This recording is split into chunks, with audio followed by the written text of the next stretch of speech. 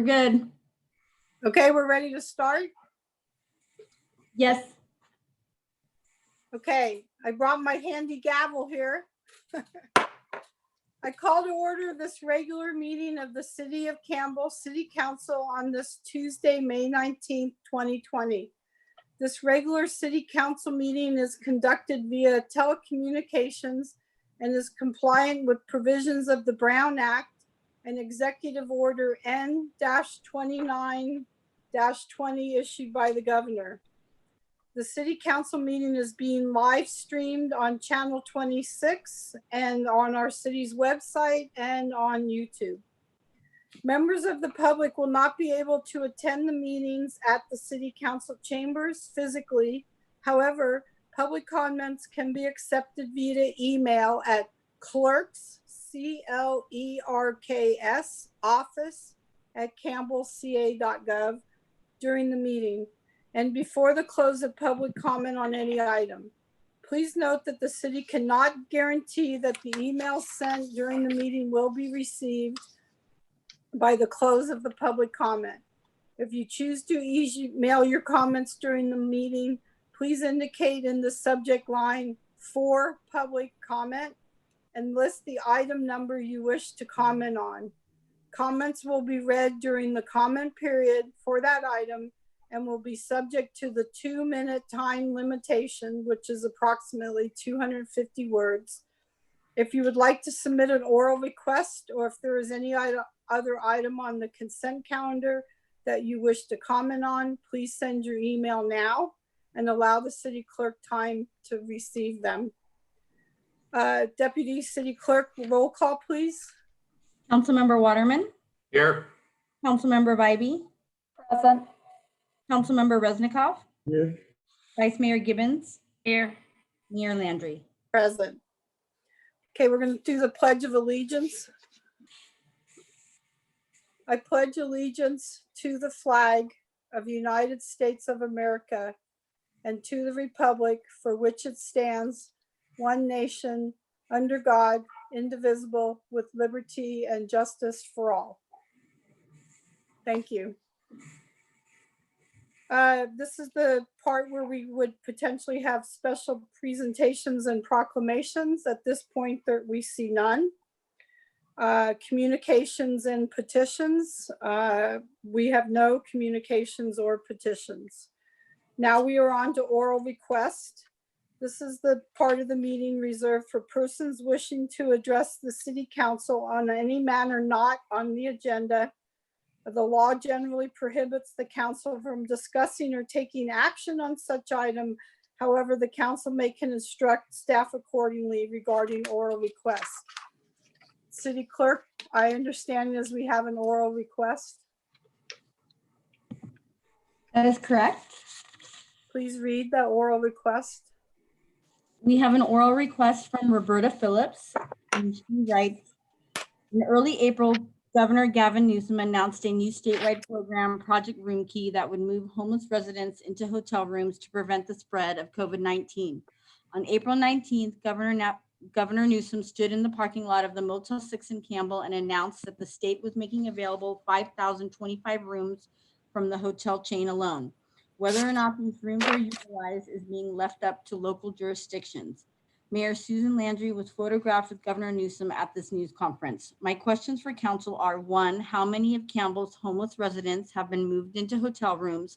And 2, how many rooms has Campbell acquired and where are they located? In the last few days, I have phoned the Motel 6 in Campbell and at 4 other nearby locations. I was told by all that they are not providing rooms to the homeless.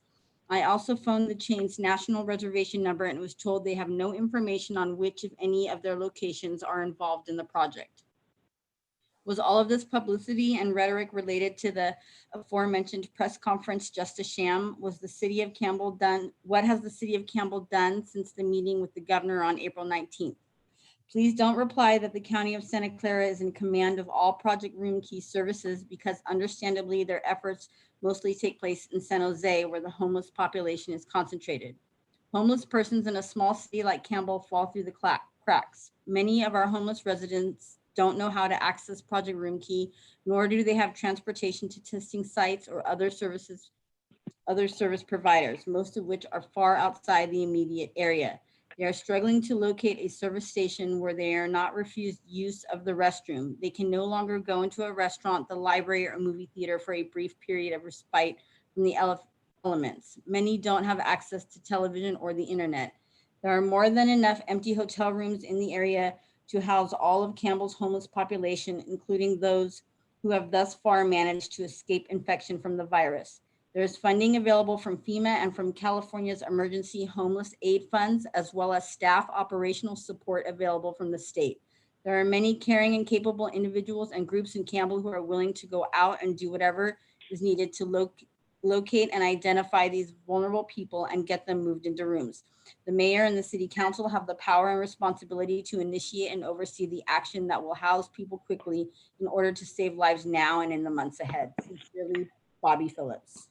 Thank you. And I do have, under mayor announcements, I'll be able to provide some information in regarding what was just said. So now we're on to our council announcements. The city of Campbell continues to work closely with our partnering agencies to monitor how the coronavirus is impacting our communities. We are actively monitoring the information provided by the U.S. Centers for Disease Control and reviewing guidance provided by the county's public health department. We continue to take proactive steps to prioritize the health and safety of our employees and community members. Our focus is to maintain essential services and keep you informed.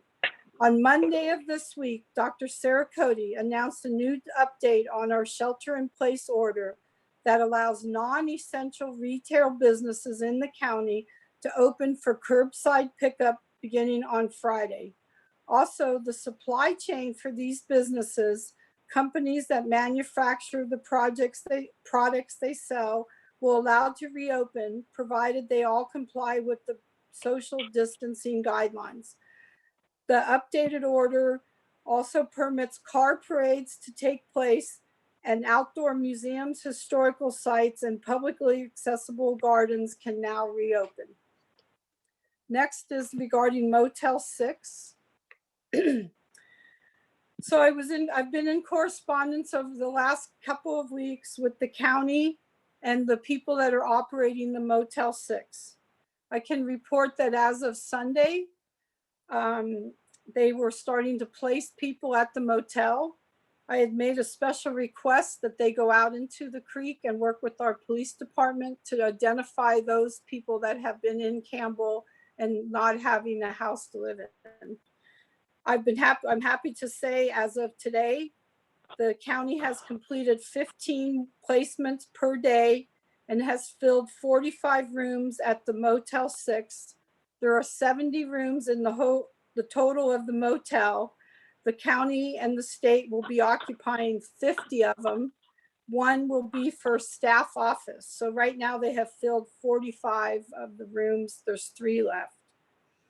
And overall in the state, they have placed 600 households in motels, FEMA trailers, and since March 13th, there are another 495 in shelters. The police department was given the emergency hotline number for people to call. They did go out, they did find people. One person on Sunday was placed in the hotel, and they are going out every day and reaching out to more individuals in Campbell as well as the rest of the surrounding cities. The next is our Safe Park. The Safe Park program is to provide a safe place for people to sleep at night that are unhoused. This program rotates between several churches within the city and surrounding cities. Go to Campbell Ministerial Associations at gmail.com if you need a place to park your car at night. 211.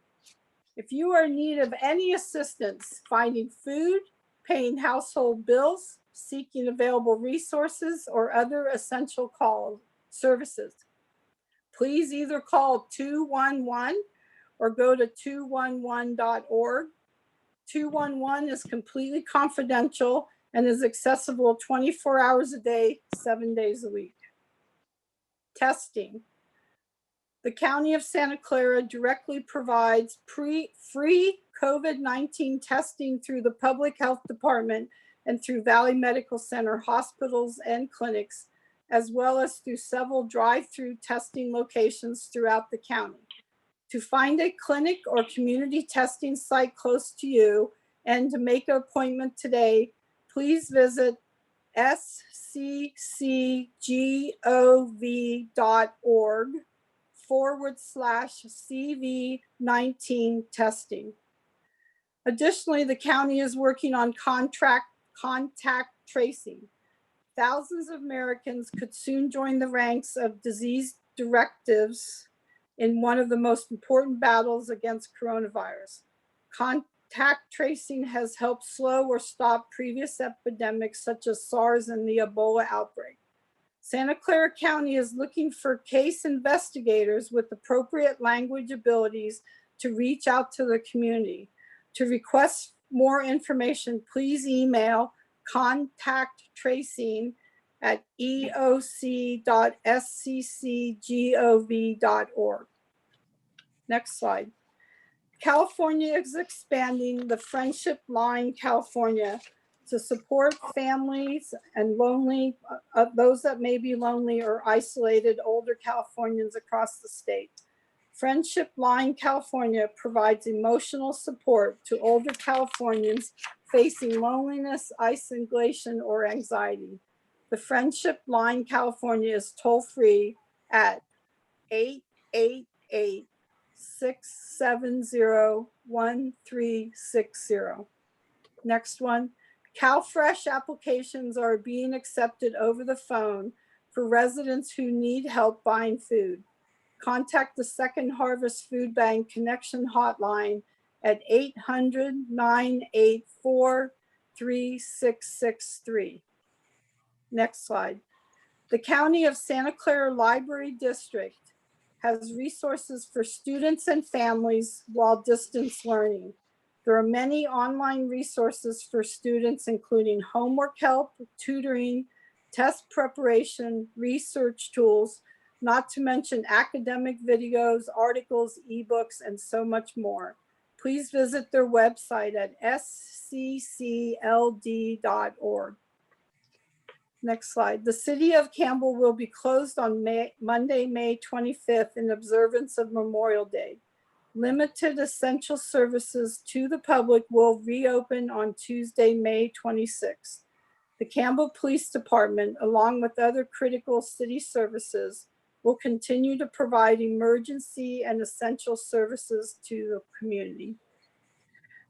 Please continue to visit the city's website at campbellca.gov for up-to-date information on COVID-19, adjusted city services, canceled events, police department services, the Campbell Community Center, and other business resources.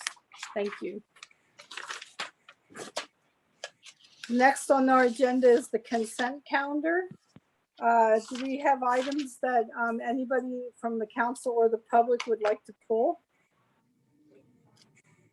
Liz?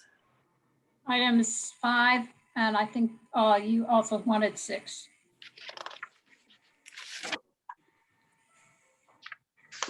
Five and 6. Okay, anybody else? Andrea, do you have anybody requesting to pull an item? Not for Andrea? consent. No? No, not for consent. Okay, and then I'm number 8. I'm pulling number 8. And also I have to recuse myself from number 7. Madam Mayor, Yes, I will be recusing on number 8. okay. Okay, so we have left on the consent calendar items 1, 2, 3, 4. Oh, I'm sorry, one more on item number 1. Brian, you were going to add in the sentence in paragraph 5. We could just reflect in the motion with that amendment to include the follow-up items that were provided to the city manager. Okay, so item 1 includes that. Item 2, 3, 4, and we need to take that as a motion. Do we have a motion for 1 through 4? So move. And move second. Second is not 7. I'm sorry, I missed 7. Right now, we're 1 through 4. Second. Okay, roll call, please. Councilmember Waterman, Aye. Councilmember Bybee, Just to clarify, I didn't make the motion or second the motion. Oh, who made the motion? Liz, Thank you. thanks. Councilmember Resnikoff, Aye. Vice Mayor Gibbons, Aye. Mayor Landry. Aye. Okay, then we go to number 5, the early action planning, the LEAP grant application. Thank you, Madam Mayor. Just basically to staff has in this an application for $150,000 that we're hoping that the state doesn't take back. But there was also a question that I thought would be useful for the public. The grant money is not just for the housing element update. It is for the RENA number update and changes to policies and procedures that need to be implemented prior to the housing element update. And I just wanted to reiterate that there's a lot happening and that this application is very important for staff to have in this fiscal year, this coming fiscal year, prior to the housing element. Okay, do we have a motion then on 5? Liz? I'll make a motion unless you want to have public comment. Oh, yeah, do we need public comment? Do we have any public comment? We do not. Okay, go I'll ahead. make, I move item 5. Second. Okay, roll call. Councilmember Waterman. Aye. Councilmember Bybee, Aye. Councilmember Resnikoff, Aye. Vice Mayor Gibbons, Aye. Mayor Landry. Aye. Okay, item 6, the TDA Article 3 grant application. So I'll speak to this in my committee notes later on, but I just wanted to make note that there's a list of projects in this, one of which is for the Civic Center and 2nd Street for a flashing beacon, I think is the term. And that solution, I spoke at the time, may not satisfy the traffic problems. We're having cars drive through that and we need to find a solution that more than just pedestrian crossings at that location. So I understand that staff will come back to council when this money is allocated at the appropriate time so we can apply it to the right projects. Okay, do we have a motion on this item? So move. Second. Roll call. Councilmember Waterman, Aye.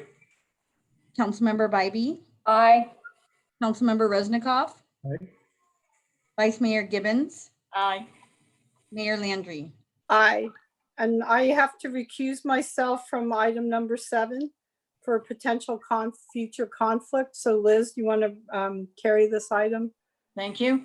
Item 7 is a resolution to authorize the city manager to execute the First Amendment to the contract of the County of Santa Clara to approve funding for additional emergency meals in fiscal year 1920 and to provide a senior nutrition program for fiscal year 2021 and approve a corresponding budget amendment in fiscal year 2019-20. I'm ready for a motion.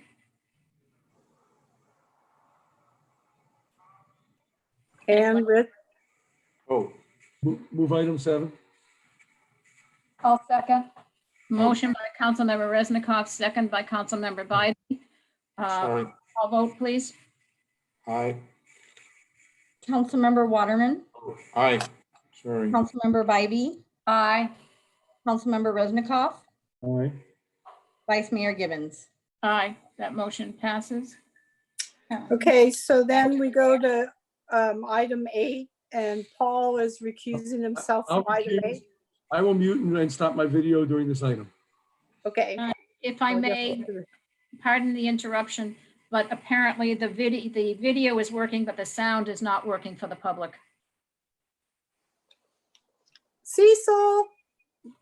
Oh, Cecil, help. We'll work with IT. I'll talk with Cecil directly. Yeah, we are, good news, we are streaming live on YouTube, so we have backup. So I just got a text saying that it wasn't working. which one? The channel, the live on the Campbell website or YouTube? That I don't know. Okay, Cecil, you're looking into that? I am, yes. Okay, so we're gonna go to item 8, which is the authorization of the request for proposal for the environmental services. And I had asked that this item be pulled from the agenda. I think it's too soon in the process. We don't know exactly what we're going to be doing for a new building. We don't have specific locations. And I think at this point, we would be getting bids on the higher side with the uncertainty. So I have asked that if we pull this item, but that it does come back in the next several months. Any conversation or discussion? Liz? I support that. Okay, so the motion is, we might make a motion then, Liz? Do we need public comment or staff comment? Do we have any comment, Andrea? Todd, I see Todd waving his hand at me. There are no public comments. Todd? Okay, thank you. I wanted to make sure that I wasn't talking over the public. So I appreciate you bringing this item and identifying the issue. This is something that we felt needed to happen earlier in the process, sooner rather than later. And I do appreciate the comments that I've heard so far. We base our proposal of this on the California CEQA guidelines, and it's in public projects. It's typical to involve environmental consultants early on. And I wanted to just read one of the items from Article 1 of the CEQA guidelines. It says, with public projects, at the earliest feasible time, project sponsors shall incorporate environmental considerations into project conceptualization, design, and planning. And so we felt that we were being consistent with those guidelines because we know exactly where the library is going. And we did identify a quadrant of the block where the police building was going. So based on the knowledge that we had to the point, we felt that it was appropriate to move forward with this. We totally understand if council elects to postpone this or ask that it come back later, but I wanted you to understand the rationale for staff bringing it forward at this point. I thank you, and I appreciate the summary of the CEQA. I just think it's a little early. I do want environmental coordination early on, but we don't have a architect on board. We don't have anybody for them to talk to yet. So I felt at least 2 or 3 months until we want to get them started. Any other comments? I would make a motion that the city council request staff to return or authorize staff to return this item to the council agenda in the July or August timeframe. Second on the motion? See, no second? Okay, you want to take another stab at a motion, somebody? Well, if that's the case, I will add a few more comments to why I supported what you have to say. One of the things that's really important in the Measure O projects is to understand the full scope of the work. And we need as a council to be prepared to, I'm going to say, have a check and balance on how the money is being spent. And we have only the broadest terms of how consultant funding is going to be spent on this, and we need to know more. So the figure of $150,000 is a big chunk of money to put out at this point. And to the mayor's point, that may be too high, depending on what the ultimate scope of the project is. So I think we need to have a more comprehensive overview, to understanding what the whole project is before releasing individual contracts at this point. Any other comments, Rich or Ann? Rich, nothing? Ann? Okay, so do we have another an alternative motion? We ain't getting any motion here, so I guess that item doesn't move forward, right? Brian? Oh, I'll make a motion. Oh, Ann, go ahead. I move that the city council adopt a resolution to authorize staff to issue a request for proposals, RFP, for environmental consultant services for the Measure O Civic Center improvements, and authorize the city manager to negotiate and execute a consultant services agreement. I'll second. Okay, roll call. Councilmember Waterman, Aye. Councilmember Bybee, Aye. Councilmember Resnikoff, He's abstain, or he's not on this Oh. one. Vice Mayor Gibbons, No. Mayor Landry. No. So there's no 3 vote on that. Motion does not pass. So Brian, that means that comes back on the next agenda or a future agenda. Yeah, we'll bring it back on a future agenda. Okay. Next item, thank you, everybody. The next item is public hearings and introductions of ordinances. There are no agendized item. Now we will go to item 9 under unfinished business. This is the award of Measure O new police operations building design service contract with LPA Incorporated. Excuse me. Number 9 is the JD Morgan Park. No, number 9 is award. Do I have my numbers wrong here? Oh, something's out of order here on my agenda. Sorry, mine says 9 is JD Morgan Park, whichever, I beg your pardon. Mine also is JD Morgan. Okay, so we'll go to number 9, JD Morgan Park. Let me start over. This is approval of the JD Morgan Park, the Bud Avenue Improvement Project Final Conceptual Plan. If there's anybody who wishes to comment on this item, please submit your comments now to clerksoffice@campbellca.gov. Emails received prior to the close of the public comment period will be read for the record. We now have our presenters are the city engineer, Amy, and we have the consultant Corbin Schneider of Verde Designs will also be available to answer questions. So go ahead, Amy. Okay, thank you. Good evening, Madam Mayor, and member of City Council. I just need to make sure that I'm sharing the screen.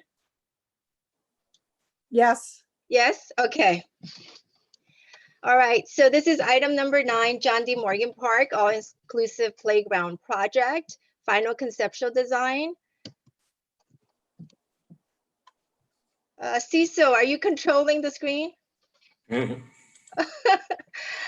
so we are here to seek council approval of the final conceptual design. Hang on a second, I'm sorry, but Cecil, can I take control of the screen? Unable to. I have the slides up. Oh, okay. All right. So there are 2 conceptual design alternatives that we had brought to Parks and Recreation in January, and then also to the council for a study session back in February. And the comments that we received from both, we try to incorporate, which guided us to the final conceptual design. I will go through that as part of this presentation. And I will go over briefly the budget and the schedule, and then we'll conclude with the Q&A session. And that's where we have Corbin Schneider here with me from Verde Design to help answer some of the questions. Next slide, please. All right, so what we heard from the PRC and council is that, there's a preference for the conceptual alternative #1 that was presented, and that's with the Fun in the Forest theme. Which is more of the vertical type of playground. And we were also asked to look at opportunities to incorporate its standalone kind of net climber, and then to look at separation between the youth area and the type play area. And the other thing is there opportunities to provide some sort of separation of the sensory area from the rest of the playground. A couple other comments that we also heard had to do, one with parking and how do we increase ADA stalls without sacrificing, the standard parking.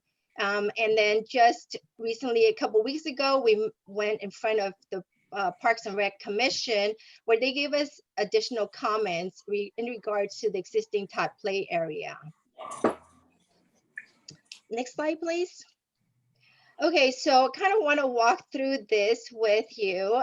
This is the conceptual alternative #1, which we are basing that for our final conceptual design. Can you see where my mouse is? I just want to make sure. No? Oh, because I don't have control. Sorry, I apologize. I don't have control of the screen. But around the perimeter of the park, we have a fence that is a 48-inch tall fence that wraps around. And we have 2 gates. One is on the top near the restroom area. Actually, 2 of them, they're right off of the parking lot off Bud. And then there's a 3rd one that comes off the path from the existing pathway. Next, please, Cecil. Okay, and then so what's different with this, what we had changed as part of this final design is we looked at the net climber opportunity, and we found that by including its own net climber, that 1 is cost prohibitive, and 2 is that the footprint of it would be so large that then we would be sacrificing some other pieces of play equipment, which is something that we didn't want to do. So we talked to the manufacturer and found an opportunity to add a net climber feature onto the proposed 3-story tower that's part of conception alternative #1. And that's where you see with the orange cloud, that's the net climber. Cecil, next slide, please. Next click, thank you. And so by incorporating this net climber, we're not losing any of the other play elements that were part of this tower. Click, please. Okay, and then we looked at the sensory play area and what can we do to separate it from the rest of the playground. So the proposal here is to install a fence that's about 42 inches in height that wraps around the area with no gates. And what this does is that it kind of prevents the interference with, maybe people hopping over the landscaping or the shrubs. And so there's somewhat of a separation, but it's not gated. Click, please. So that's a sensory area that I just talked about. The other thing from the council is that there were some concerns about the noise level and sound level that would be coming from this area. We talked to the manufacturer, and the play equipment, the sound equipment, the loudest piece would probably be around 105 decibels if you're standing like 20 feet away from that piece. And if you stand away 100 feet away, you're looking at probably 60 decibels. So what does that mean in reference? So 100 decibels is almost equivalent to maybe a loud lawnmower. A 60 decibel, that's equivalent to a conversation. Next, please, Cecil. All right, and then so what do we do in terms of providing some sort of separation between the the Todd area and the, can you click please? The youth area and the Todd area. So rather than providing another click, so rather than providing a physical separation, we looked at providing some sort of visual separation. And this is where we rotated or moved the rotating spinner more in the center to provide that separation so that parents or that are there with their children, two different age groups, they can see both, but there is somewhat of a separation without an actual barrier. Next. Okay, so with the existing Todd play area, that was one of the areas we had talked about previously, where right now we have a Todd play structure, but that structure is aged and it really doesn't meet current safety standards. So as we're doing this park, that's an area that we need to consider. So we are removing that. And previously when we came to council, we had shared a proposal of considering maybe some sort of stage, some sort of picnic tables, or with pavers, and it didn't seem like that was well received. So we took this back to the drawing board and looked at it and said, well, what can we do? And with all the other added amenities as part of this final design, it really gave us the understanding that we really can't add much to this without exceeding budget. So the solution here is that we would still have to demo the existing play structure, but we would treat the surface with mulch. Now, in doing that, we would then be creating a passive play area for this playground that I think sort of lacked. And then so in doing this, we kind of accomplished that.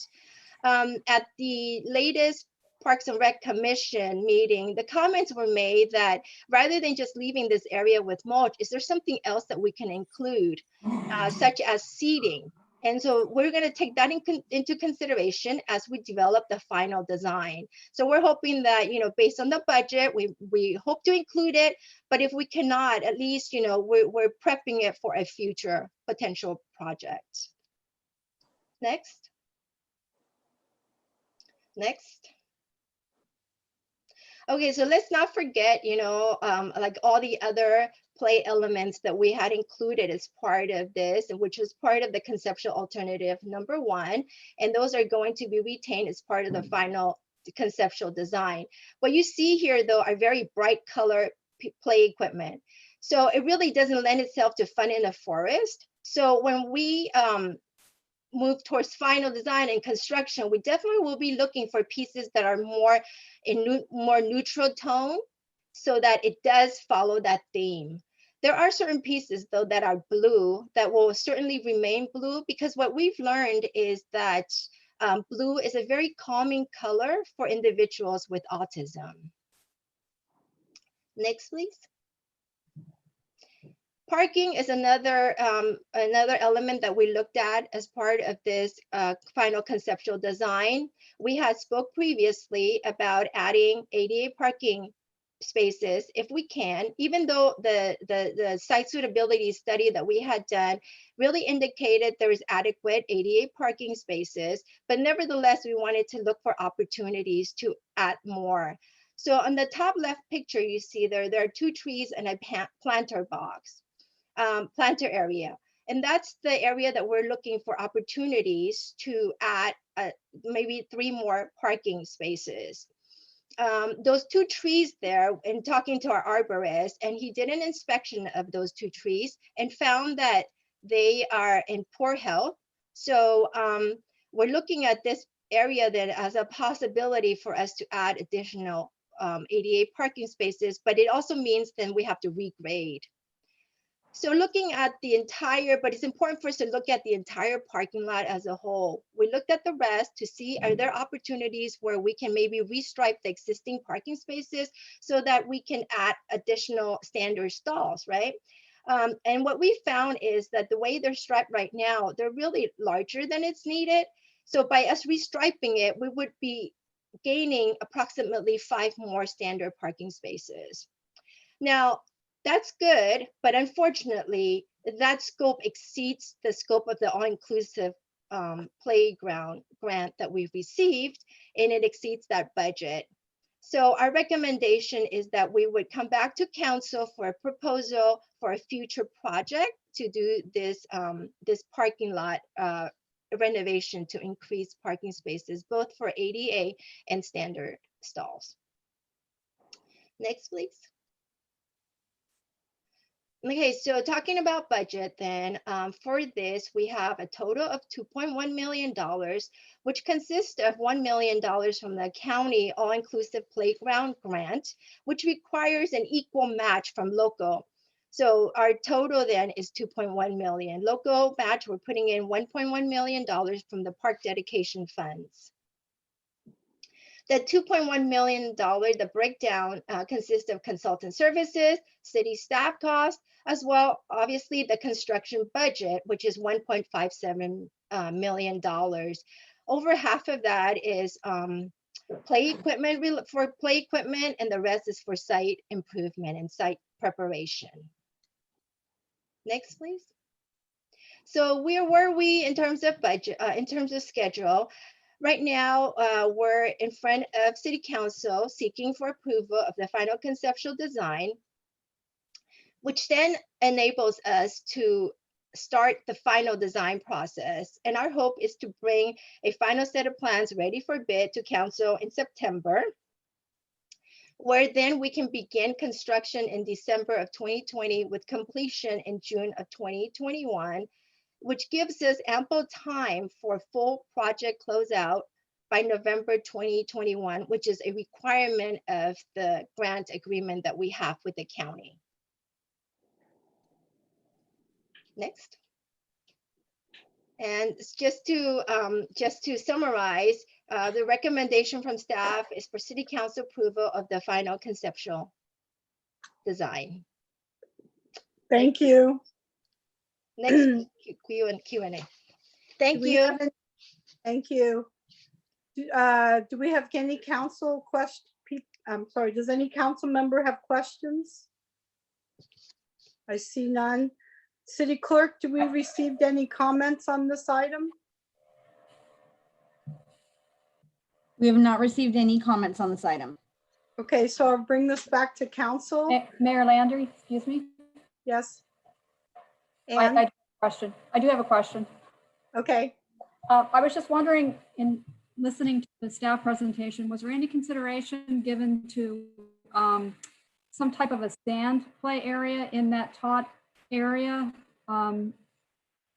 as a consideration instead of the mulch, or a combination of it? It seems like sand features are somewhat of a popular item with kids. Just a question. does Verde or Todd want to take Let me, that? council member, did you say sand? I'm sorry, I only heard part of it. Oh, I'm sorry, a sand, like a sandbox area, play area, sand, S-A-N-D. Yeah, yes, yeah, okay, thank you. Sand is something that it's a concern. Sand could be popular, but there are maintenance issues associated with sand. And so as part of this all-inclusive, it's not something that we had looked at. We're trying to stay within budget. We're also trying to find treatments that really minimizes the ongoing need for our staff to go out there to do further maintenance. Okay, thank you. Any other council questions? I have a quick question. The budget is 50,000 for staff design or staff project management now, and 50,000 during construction. Are we good on our budget to date for staff time? Yes, we are, Mayor. The way this grant works, it's a little tricky in that initially the $2 million budget, the county wants all that money to be relegated towards the project, the consultant design, and for construction. And so that didn't leave anything for staff budget. So we actually had come to council to ask for that 100,000. And right now we are monitoring that, and we are keeping to budget. And the 100,000 is both this level of this phase of design and the drawings, and then the other part is during inspection and construction, right? That's correct. Okay. I don't see anybody else raising their hand. I want to thank Corbin and Verde Design. I think you guys have done a great job. You provided us with a lot of information and got us to making decisions very quickly. I am very happy with the final design. I still would like us in the future to evaluate having an all-inclusive bathroom. I think you worded in the report as an ADA. I think this is going to end up being important. So if we do come back to say something like, look at the parking, that then I would want to see if we can look at that bathroom. But I understand we're trying to stay on track right now, and that's not in our scope of work. Unless anybody else has a comment, I'll entertain a motion. Paul, Rich, The audience? Either? I'll make a motion that the city council adopt a resolution to approve the final conceptual design for the John D. Morgan Bud Avenue Improvement Project 18-PP. Second? Second. so I think Paul chimed in first on the second. Roll call, please. Councilmember Waterman, Aye. Councilmember Bybee, Aye. Councilmember Resnikoff, Aye. Vice Mayor Gibbons, Aye. Mayor Landry. Aye. Thank you, Amy, Todd, and Corbin. Thank you very much. That Thank item you. passes. We look forward to breaking ground. Thank you. Okay, so now we're going to number 10, which is Measure O. Madam Mayor, I will recuse on that item because of the proximity of my house to the project site. Okay, so you're gonna tune out. Hello, Mayor, Okay, so, Vice Mayor. Oh, Hang sorry. on Sorry. real quick. So Measure O is the new police operation building design service contract to LPA Incorporated, and to authorize the city manager to execute a consultant service agreement in the contract amount not to exceed $980,835, and approve a corresponding budget amendment for fiscal year 1920. Go ahead, Ujay. Oh, and welcome to Jeremy Hart, the director for LPA, and Ujay. Go ahead. Thank you, Mayor. Good evening, council members. Yes, this agenda item is for the Measure O new police operations building design services contract. Let's see, I'm gonna actually try to get my slides up here.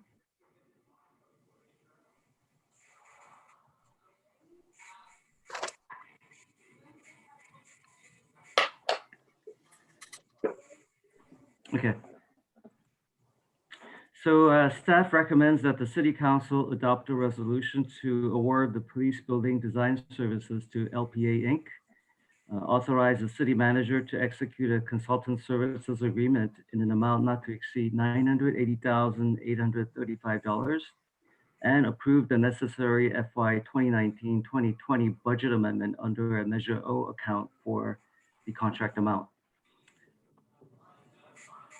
For public members who may not be familiar with Measure O was approved by the Campbell voters during the 2018 general elections, allowing the city to issue up to $50 million in general obligation bonds to fund the design and construction of city facilities to house the police and library services.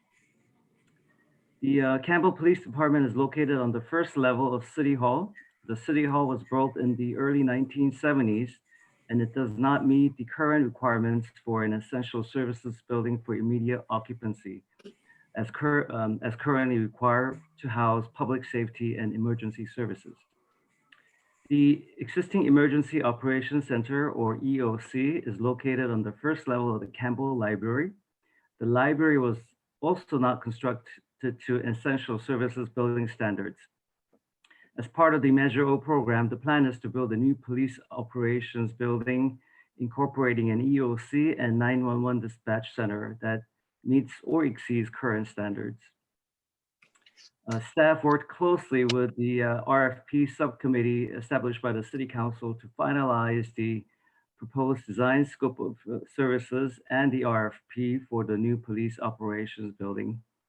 The proposed scope includes services to conduct a feasibility study and complete design development, or it's called 30% design documents. At the 30% design level, the city would make a decision on which project delivery method to go with as directed by the city council. Hang on a second, Ujay. Do you have other slides? Actually, I think this is the, I think I'm almost done with this slide. I Sorry, didn't know if you had the kinda got slides weren't free. being shown. Go ahead. I'm just describing the RFP that was issued, so it's still kind of the background, but it may be of relevance here, so I'll continue. So depending on the project delivery method, the contract with the designer will be amended to include either bridging documents for design build services or to complete 100% design and construction documents for the traditional design bid build delivery method. So on February 4th, the City Council authorized the issuance of the RFP. And we'll go to the next slide here. The RFP was issued on February 6th. It was posted on the city's website and questcdn.com. The RFP was also distributed to the Bay Area local chapters of the American Institute of Architects. The mandatory pre-proposal meeting was held on February 19th, and 12 prime architectural firms attended. On March 9th, the city clerk received 5 proposals for the project. The police chief, the director of public works, police captain, and I evaluated all the proposals, and all 5 firms were looked to be well qualified based on the review of the proposals, and we decided to interview all 5 firms. And after the interviews were actually conducted over Zoom, and after all the interviews, the staff unanimously selected LPA in partnership with McLaren Wilson Laurie Architects, also known as MWL. They were deemed to be most qualified design team for the project due to their unquestionable expertise in law enforcement and public safety projects and their experience working with public agencies. So at this time, please allow me to introduce Jeremy Hart, the design director at LPA, and I'd like to invite him to say a few words about LPA and the design team that will be involved in the project. Jeremy? Thank you, Ujay. Madam Mayor and Council, thank you for having us here today. It's our pleasure to come before you about your project that you have in front of you. LPA is a firm that is in our 55th year of operation. We have completed well over 250 projects for public agencies across California and within the state of Texas. And for this project, we've partnered with, as Wujay alluded to, MWL, McLaren Wilson Laurie. They are a nationally recognized public safety programming and design consultant that has got close to 300 projects to their credit in all 50 states and all Canadian provinces.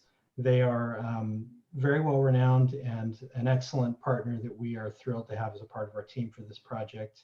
And additionally, MWL has 10 recent projects that they have worked on in the Bay Area. Next slide, please. So our project team comprises of Patrick McClintock, who is the principal in charge and the director of our San Jose office, where we will be servicing this project from our San Jose office. Patrick will provide leadership and overall project oversight. I am the lead design architect for the project. You will become very familiar with myself as we work through the design process, as well as Kate Conley, an architect as well, who will be the project manager and your single point of contact, leading us through the process. The rest of the design and engineering services you see listed here in our organization chart are all LPA employees. Something unique to LPA is we are an integrated design firm. The interior designers, landscape architects, structural engineers, mechanical engineers, We all are under one umbrella in-house at LPA, and to augment our services, as we touched on, we brought in MWL to bring in their public safety expertise. And then finally, as we move through the process, we have brought in an independent third-party cost estimator so that we are getting an independent look at the project costs as we move forward with the project. Great. Thank you, Jeremy. Jeremy will be available to answer any questions later if you have any. Let's go to the next slide for consultant services agreement. The design scope of services for the consultant services agreement aligns with the scope defined in the RFP for the feasibility study and 30% design documents. The contract amount of $908,835 was negotiated, which is approximately 5% of the new police building budget and within the cost range anticipated by staff for the scope of services. Here is a slide on the budget strategy. This was shared with the council members back in February. I'm sharing here again, and I'll go over it quickly. Out of the $50 million Measure O budget, $20 million is currently set aside for the design and construction of the new police building. Another $20 million is set aside for the library project, and the remaining $10 million is for shared costs for project and construction management costs, shared studies, shared site improvements, bond-related fees, general contingency, and possibly for police site improvements as well. The city will need to, just as a note, the city will need to fund the furnishing, fixture, and equipment, FF&E, for the new police building separately, since the Measure O proceeds cannot be used for FF&E. Here is a slide on the police budget. This was not included in the agenda report, but there was some interest in seeing what the breakdown of the budget is. So this is what was this is being presented to the council today. So let's see here. As discussed, the 30% design services would cost around $1 million. If the design, bid, build, delivery method is chosen, it will cost another $1.3 million to complete the full design services up to construction support services from LPA. The permit fees and other pre-construction items would cost around $500,000. The special inspections, $300,000. And that will leave us with $1.4 million for building construction and about $1.5 million for that construction contingency. Let's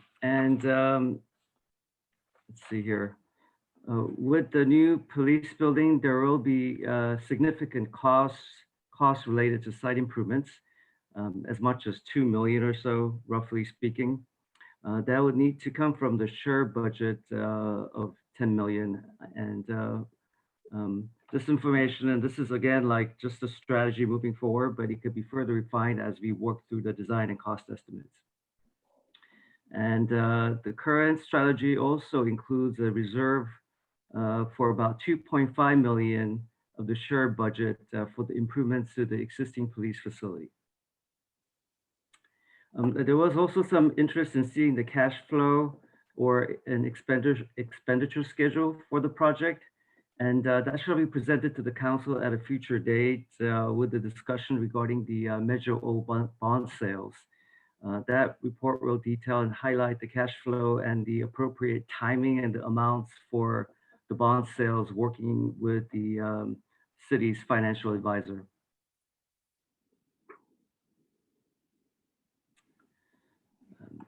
For the project timeline, if the council approves the award of the design contract, the design services can start as early as June, as soon as the contract is executed. Soon after that, the design team will confirm program and space needs by fall of 2020 or earlier. Concept designs are anticipated to be complete and presented to council by late 2020. And once the preferred concept option is approved, the design team will complete schematic design and design development documents by summer 2021. Both will be presented to council for approvals. Once the design development has been completed, at that point, we're hoping the environmental process and the declaration will be completed as well, so that we can move forward with the construction documents. So depending on whether we go with design, bid, build, delivery method, or design build, these timelines will be followed as shown here. But in either case, the construction should start no later than summer of 2022 and be completed by end of 2023 or early 2024. A recap on the recommendation and items for City Council consideration is awarding the design contract to LPA and authorizing the city manager to execute the consultant services agreement and approving necessary budget amendments for the fiscal year 2019-2020 for Measure O. That concludes our presentation, and we're available for any questions you have. Okay. I can't see who's waving hands or anything. Can we take the slide down on the Q&A so I can see on my screen people raising hands? Cecil, there we go. How exciting, you guys, we're making progress. Yay, we're moving forward. I'm so happy. I did want to hear from Gary. You want to chime in a little for us? Put some enthusiasm in this. Yeah, I'm very excited right there with you. This has been a long time coming. The process to get where we are today has been interesting, but I'm also very happy with LPA and their ability to help us get the building and the facility that the police department needs. So I'm excited to even farther along and looking forward to working with all of you. Great. And welcome Jeremy Hart to our team Campbell here. We're looking forward to working with you. Does council have any questions for staff? I don't see any. City Clerk, do we have any comments received for this item? We have received comments for this item. Sergeant White has submitted comments on behalf of the Campbell Police Officers Association. And this is what it reads. The last time I spoke in front of you, there were comments from council regarding the identified needs and changes to the police department that occurred shortly after 9/11 and thoughts as that relates to Measure O. Those comments seem particularly precedent today. As a council, it is upon you to ensure essential services for our community into the future. And if nothing else, this pandemic has highlighted what services are truly essential. The likelihood is that we have not experienced our last act of terrorism in this country. This most likely will not be our last pandemic, and there will most certainly be a natural disaster in our future. The brave men and women of the Campbell Police Officers Association will be called into service in our most trying times, and it is with complete confidence that we know they will show up. In the same way that law enforcement has changed significantly in the last 30 years, so has the way that people obtain information. We are talking about building public safety infrastructure that will need to last 40 to 50 years. I am left wondering if it would be prudent to invest so much of the finite resources available to these projects to completely overhaul and renovate a city building for the county library to lease, when technology is trending away from physical libraries and will only continue to do so as technology advances and information on demand becomes the reality of the public library system. It is unclear at this time when people will even be able to meet in groups or share books again. Distance learning and video meetings is most likely the reality of our future post-COVID-19. What is clear is that regardless of the emergency of the day, 24 hours a day, 7 days a week, 365 days per year, a Campbell PD dispatcher will answer your 911 call, and our officers will respond to your emergency and provide you with the outstanding police services that our department has become known for. The investments in city services should be made with an eye towards the future. It is the opinion of the Police Officers Association that splitting this money down the middle, while politically expedient, would not ultimately accomplish the goals of funding the type of police department that will be needed to support our members into the future. Tough decisions will need to be made along the way, and I would ask that as funding becomes an issue, which it most certainly will with these types of projects, and even if this current emergency is distant in our rear view, that you not forget the next emergency is likely around the corner, and that our members will again be asked to make personal sacrifice, as they will most certainly show up in our community's time of need. Thank you. Any other public comments? Yes, it looks like I just had one pop up. This comment is from Jeffrey Christina, and it reads, as a reminder to the City Council, there's no limit on the amount of money for the police station. The new building needs to meet the PD's needs. If they need more or less is irrelevant. The new building has to suit their needs legally. That was the language in the ballot measure. No, that's it. Any other comments? We have no other comments. Okay, I'll return it back to council. Do we have any discussion? Liz? So thank you. First of all, I congratulate staff and the consultants for managing. I'm sure not too many of you have done Zoom interviews before, so very well done. So I'm excited to have all of you selected. I do have a couple of questions, and they all boil down to the one thing. I thought the J.D. Morgan Park that we just reviewed was very well done because it had the full scope of the work, the full schedule, the tracking of the money spent to date. And it was very comfortable for me, and I'm sure others, to know exactly where we stand and where we're going and where we're going to end up. So on this particular Measure O project, we don't really have that level of information.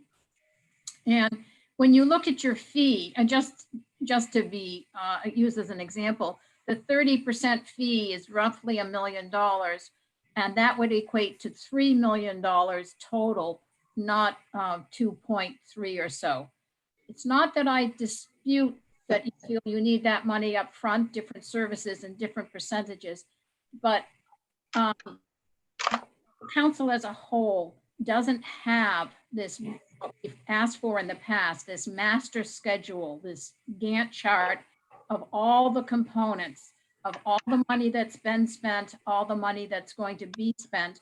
And there was a reference in staff presentation about the building being finished, construction being finished, but it was also a reference to FF and E.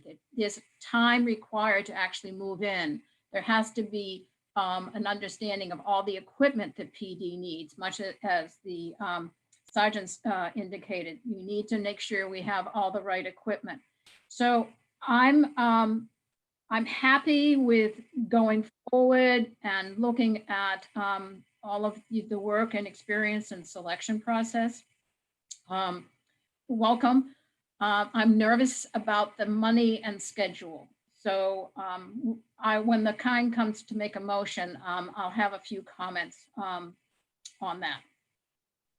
Oh, and one other thing, just as an FYI, I've mentioned this to the city manager. I don't think Ujay knows this yet. The Silicon Valley Clean Energy is going to be giving about $150,000 to the city for resiliency planning.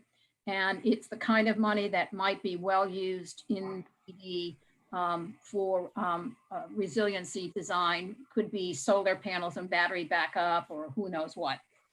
But that's a nice little extra treat that might be appropriate when the time comes and council authorizes it to go to PD. Okay, Rich, do you have any comments? Not really. I mean, I keep hearing about all this money that SVCE is throwing away, presumably free. I'd be kind of interested to know where that's coming from. Thank you. Councilmember Bybee. Just welcome to the LPA design team. Looking forward to working with you.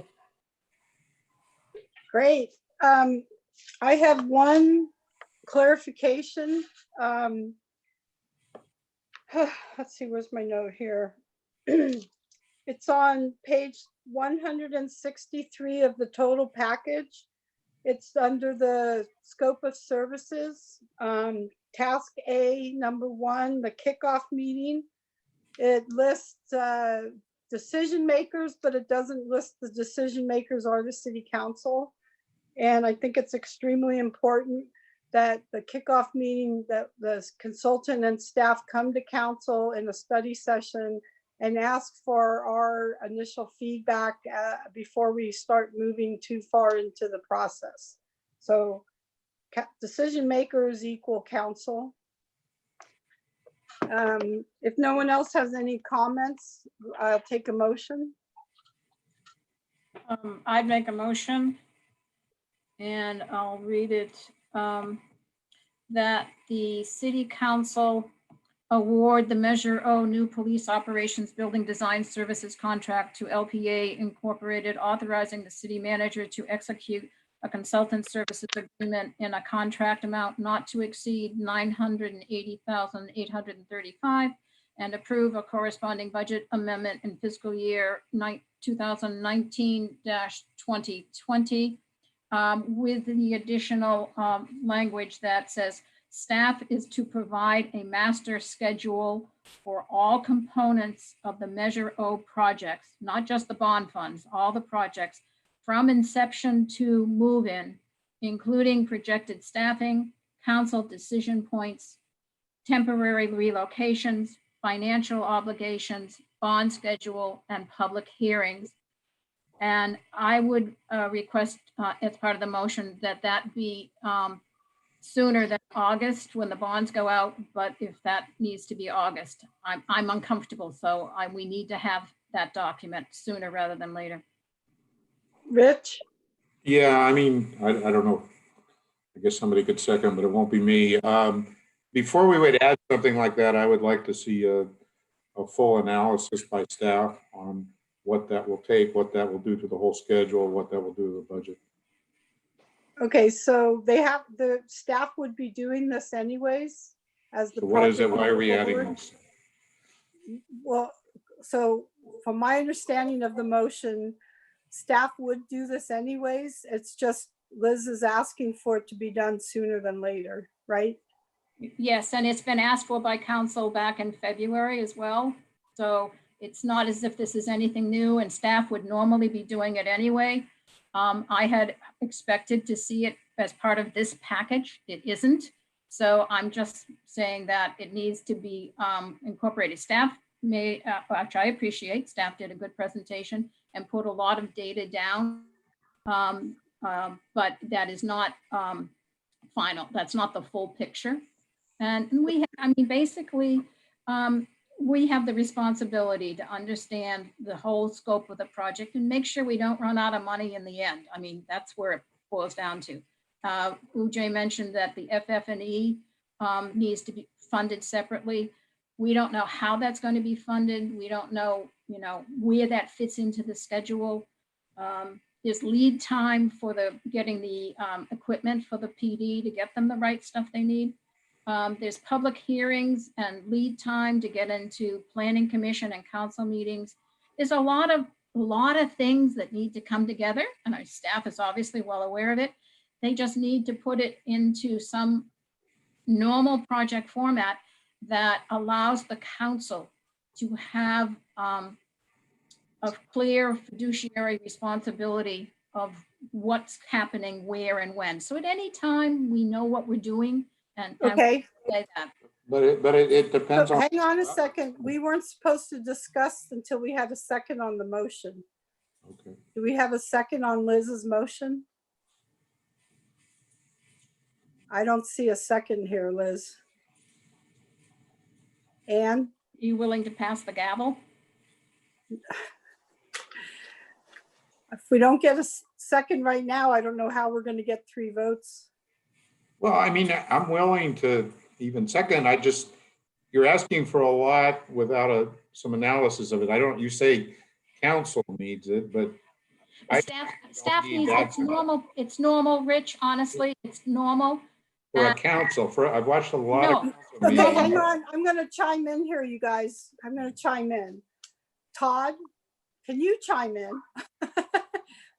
So my understanding of what has been stated in the past and now today, there needs to be this overall comprehensive schedule and budget, and the budget of like FF&E and things that are not itemized right now. Yes. So the request has been, do we get that sooner than later? So Todd, please help. Yes, so that will be coming to you, and with all due respect to the vice mayor, that will be coming to you whether it's included in the motion or not. If council's more comfortable with it in the motion, that's absolutely fine. In looking at where we are in terms of the other work that we have in front of us, I think that bringing that to council would be realistic, probably in July. I think that June might be challenging, to be quite honest. But certainly sooner than August. I hear that concern. The part where I might be a little tentative on is I think some of the detail that I hear being discussed, we might not know that at the level being requested, but I think we could certainly bring the higher level budgetary plan, the higher level schedule, and then have more of a dialogue with council. So if council needs more details on any particular item, we could certainly follow up on that.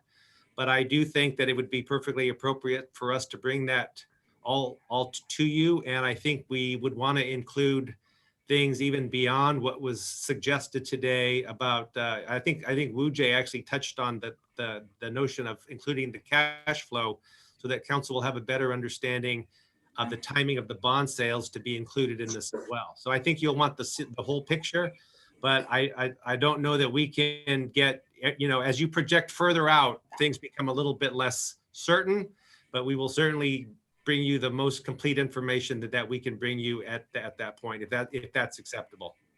That's exactly why you want to have it, because it is uncertain. So you can always figure out where you're at. Okay, so we have a motion. Rich, you seconded the motion? No, I did not. I said, and I'm agreeing. It all gets down to what level of detail the council needs to move on with this and make a decision. And I certainly don't need that level of detail. In fact, I think it's dangerous for us to tread into that right now. So do you have an alternative motion? Well, I mean, I'm pretty happy with the motion as is. So the motion that's printed in the agenda under recommended action. Yeah, I don't know if you want me to read it. Was that a motion? Let me just say as printed? Yeah. There's a little lag here, so do we I'm have happy a second? Do we have a second on Rich's motion? Anne or Liz? So I'll second the motion, and it's based on what Public Works Director Capurso just said, that he doesn't feel that we need to put in a motion to have the information brought back. I believe that they will bring it back at a high level. I don't know that we need all the little nitty-gritty details about when public hearings are going to happen, because at this point in time, it's hard to predict that. It's our schedule has been in flux with the pandemic and so forth. If the July time frame works for staff, I'm comfortable with that. Okay, so then we'll have a roll call vote, please. Before the roll call, I just want to make sure it's clear what motion was seconded, because it wasn't to me. Okay, so can you hear me all right? Let me just read it. The city council adopt, let's see, we're talking about number 10, right? to award the measure new police operations building design services contract to LPA Inc., authorize city manager execute a consultant services agreement in a contract amount not to exceed $980,835, sorry, and approve a corresponding budget amendment in account 448.518.7430. Sounds like a phone number, in fiscal year 2019 to 2020. And Anne is a second on that? Yes. Okay, now roll call vote. Councilmember Waterman, Aye. Councilmember Bybee, Aye. Vice Mayor Gibbons, Aye. Mayor Landry. Aye. That motion passes. Woo-hoo, you guys, how Yeah, exciting. we're moving. We're moving We're on a roll. forward. Yay, guys, great job. Now, Bill, question, can Paul now come back in or does he have to recuse for the library also now that they're two projects? Yeah, actually, am I muted or not? We No, can I hear hear you. you. Okay. He can come back in now. The library is actually on a separate parcel that is further away from his Yes, home okay, than the so police who's- parcel. Brian, are you gonna let Paul know to come back in now for the next In. item? I'm in. Oh, there you go. How you Aye, doing? Paul. Okay, so now we're on to item number 11, which is the award of Measure O for the library. It's me again. So for this item, for the Measure O Campbell Library Improvement Design Services contract, we have Abraham Jason from Jason Architecture, and also Katie Stewart from Jason Architecture. We also have Jennifer Weeks from the County Library District joining us as well. For this item, the staff recommends that the City Council adopt a resolution to award the library design services to Jason Architecture, authorize the city manager to execute a consultant services agreement in an amount not to exceed $1,704,210, and approve the necessary FY 2019-2020 budget amendment under a Measure O account for the contract amount. For the background, Campbell Library was constructed in the early 1970s and is subject to building systems failures and is in need of a major upgrade to address outdated building components, deficiencies, energy efficiency, and to meet the spatial needs for the library programs. Staff worked closely again with the RFP subcommittee to finalize the RFP, and the City Council authorized the issuance of the RFP at the February 4th City Council meeting. The RFP was issued on February 6th, and mandatory pre-proposal site tour was held on February 18th, and 16 prime architectural firms attended. On March 8th, the city clerk received 5 proposals for the project. The proposals were reviewed by the Director of Public Works, the acting county librarian, the librarian district finance manager, and myself. The evaluation team shortlisted 3 firms to interview via Zoom, and Jason Architecture was one of the firms that was selected. Was one of the firms that was interviewed. And after the interviews, the evaluators unanimously selected Jason Architecture as the most qualified designer due to their in-depth understanding of the project and their expertise and experience in library projects. So I would like to, at this time, I'd like to thank Jennifer Weeks and Chuck Griffith of the County Library District, our partners in the project, for all their hard work during the COVID-19 pandemic to assist the city select a design consultant for the project. At this time as well, I would like to introduce Abraham Jason, the principal architect of Jason Architecture, and ask him to introduce himself and the firm and the design team that will be involved in the project. Thank you, Woo-Jae. Mayor, Vice Mayor, members of the council, thank you for having us here tonight. We are thrilled to be discussing the rejuvenation of your library.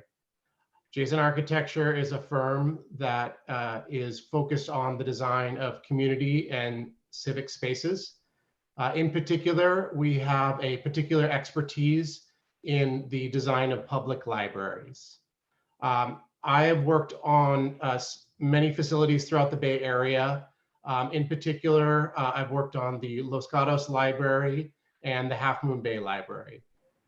Jason Architecture is currently working on working for the Santa Cruz Public Library System on 6 library projects, both for the county and for the city of Santa Cruz. So we're working with your neighbors as well. We are excited to be here, and we take great pride and feel very honored to get to work on library facilities that serve the public. And Mujay, you can go to the next slide so I can introduce the team. In addition to us as prime architect, we have a great consultant team, all who bring expertise to this project. Mac5 is our cost estimator. They will not only be doing cost estimation, but the project cost model. So they will be sort of forming the umbrella cost for soft costs, including the FF&E component, technology component, contingencies, et cetera, so we can get a good picture. We have worked with them on many projects in the Bay Area, and they have a good sense of the ever-changing and challenging Bay Area cost market. Cleary is our geotechnical engineer. They will essentially support the structural engineer depending on the requirements for seismic renovation. BKF is our civil engineer. JLJA is our landscape architect. Base Design is our structural engineer. They have a particular expertise in the renovation and seismic upgrade of aging facilities. We've worked with them on many projects like this, and they are a really good fit for this project. Alter is our mechanical and plumbing engineer. They, as well as Regia, our electrical engineer, are firms that we really like working with. They have an expertise in sustainable design, and we've actually worked on several zero net energy buildings with the members of these firms. HYT is our fire protection engineer, and Red Car is our commissioning agent, which is required under the California Building Code for this project. So altogether, we've got a great team with a really specific expertise throughout the team in the design of not only public facilities, but public libraries in the Bay Area. Thank you. Great. Thank you, Jason. Thank you, Abraham. So the design scope that's in the design scope for the consultant services agreement directly aligns with the scope that's defined in the RFP. That was developed with the help of the RFP subcommittee. One change that was made to the scope is increasing the number of options to look at for the library design, mainly related to the main public entry system. So instead of looking at just 2 options, we decided to look at 3 options. This was necessary to investigate all the necessary feasible options, specifically for the main entry area, which is a priority for the library.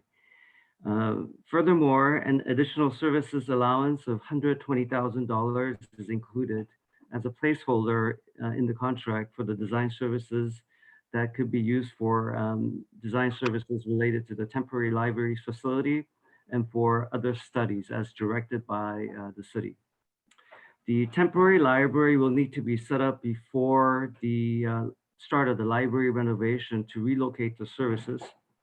The library district will assist with the necessary relocation services, storage, FF&Es needed for the temporary library.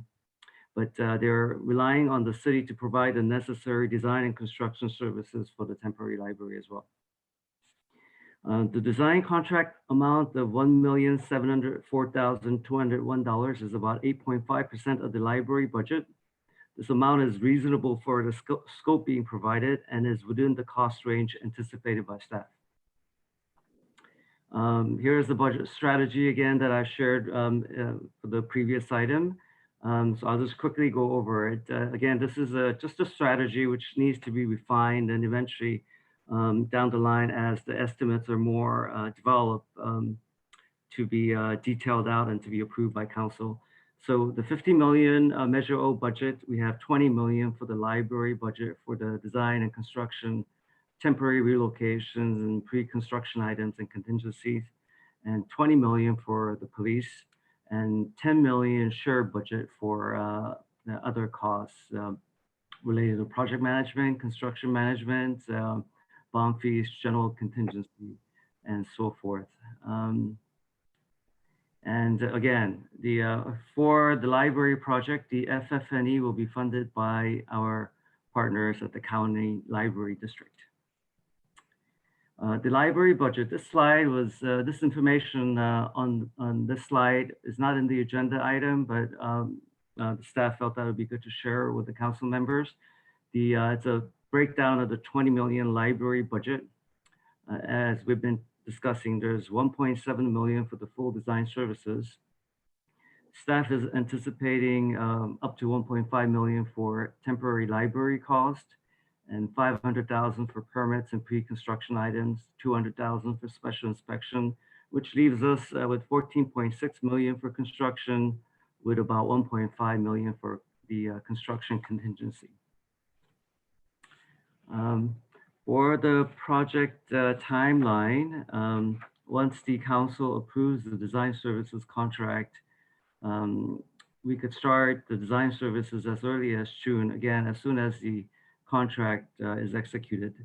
The design team will confirm program and space needs by fall 2020 or earlier.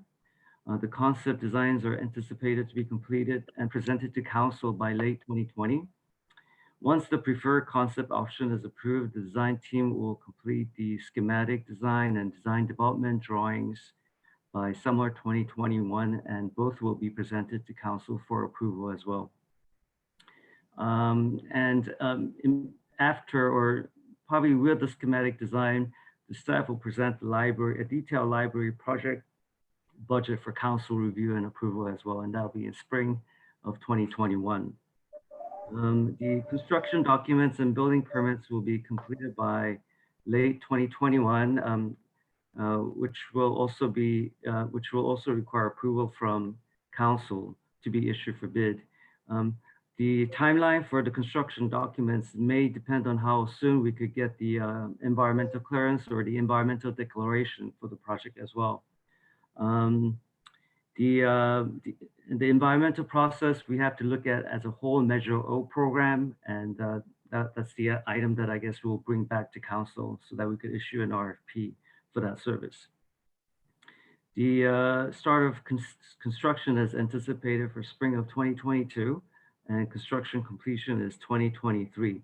The one thing that I don't show here is the schedule on the temporary library facility, but that will need to be worked out with the library district to figure out their needs and for us to agree on the location and to move forward with that. And anything related to the temporary library facility that involves costs, we'll bring it back to council for approval as well. That concludes the presentation here, and myself, Abraham, and Jennifer Weeks from the Library District will be available to answer any questions. Thank you. Okay.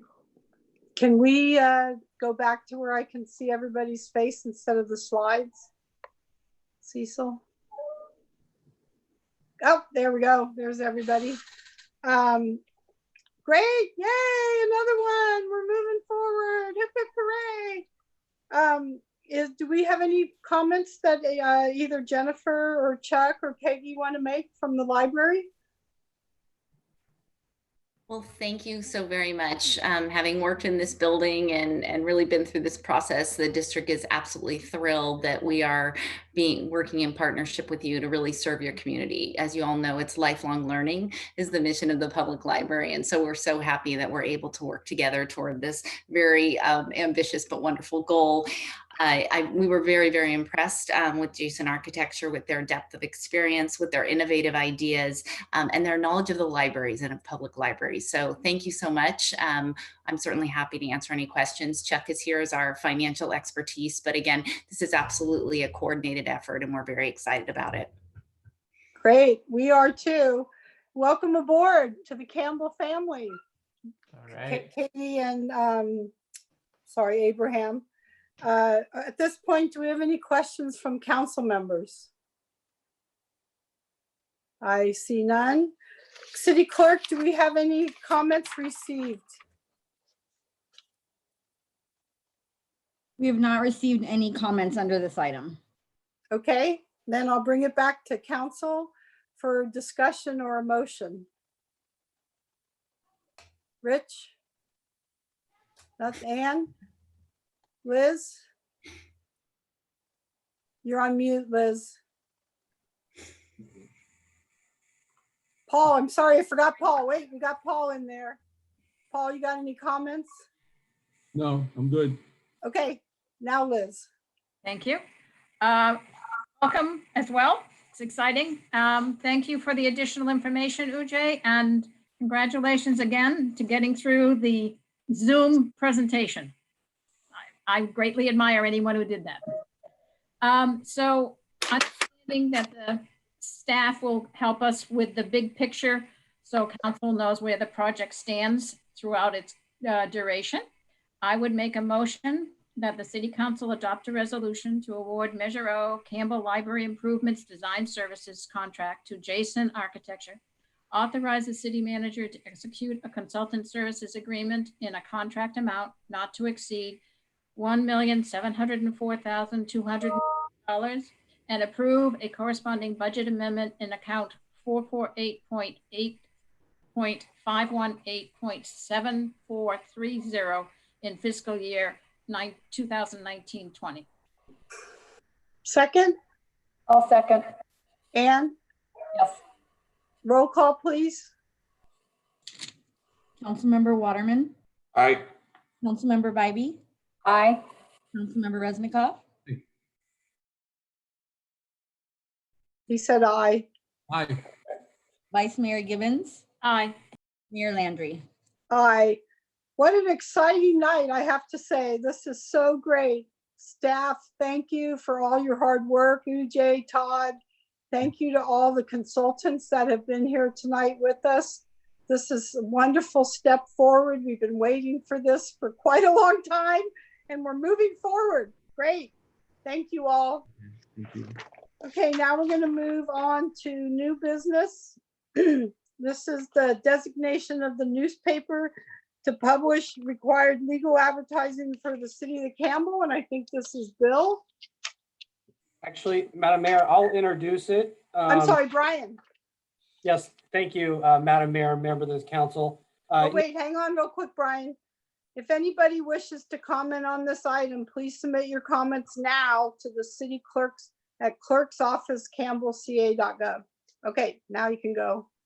Thank you, Madam Mayor and members of the council. This effort was a collaboration between my department, the city clerk's office, and the city attorney's office. So I'll introduce the item, but certainly available to help answer questions from a legal perspective. Bill Seligman, our city attorney, and Andrea Saunders, our deputy acting city clerk, would be able to answer some of the questions you may have. This item kind of germinated back in late March. In March 19th, it became apparent that the newspaper the city uses to publish our legal notices stopped publishing. And as the report describes, there is a requirement in California code that requires that the cities not just publish in any newspaper, that the newspapers that we choose to publish legal notices in meet some legal requirement and is quote unquote adjudicated by the court system to meet the requirements that would be the minimum to post legal notices. The Campbell Express newspaper has been the newspaper the city has used for the last 30 years. And so it was not easy for us to want to jump ship and move to a different newspaper, but because they are no longer publishing, if the city is going to continue to pursue public hearings and continue to conduct regular business items, we are required to consider an alternative because it isn't an alternative to not do items. And so this item's before you tonight to consider that alternative. The city attorney has filed required paperwork with the court system to unadjudicate the Campbell Express, and we have received a temporary order of the court that would allow us to move forward with this action tonight, and that is to designate another newspaper of general circulation. The resolution before you tonight recommends that we designate the Metro newspaper as a newspaper of general circulation. It would not commit the city to publish all notices in that newspaper. The city would still be permitted to publish, as is allowed by law, in 3 public places instead of publishing in the newspaper. The municipal or the Campbell Code and the state code that regulates our actions and our discussion of these public hearings differs depending on topic of whether or not the notice has to be published in 3 places and whether that's sufficient, or the notice rises to the level to have to be published in a newspaper of general circulation. So what we're proposing to you tonight is consideration of the Metro News as a newspaper of general circulation. The way that the resolution is worded is it would not preempt us or prevent the city from publishing in 3 public places if that was more appropriate.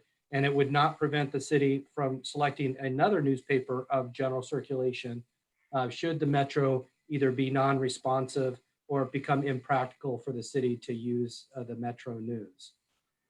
The reason the Metro News was recommended was really twofold. First and foremost, the government code requires that when we do not have a newspaper of general circulation, as is the case now in Campbell, that we publish in a newspaper that is nearest the city. And so in order to determine that, the city attorney obtained the attachment that's included in the report that is attachment C in your packet that lists all the newspapers that the courts, Santa Clara County, have adjudicated as newspapers of general circulation and meeting the requirement for the city. And the second requirement is proximity. So we did using our computer systems and mapping tools, determined that the Metro News and the San Jose Post was both 3.7 miles from the city boundaries. The other newspapers were further distant.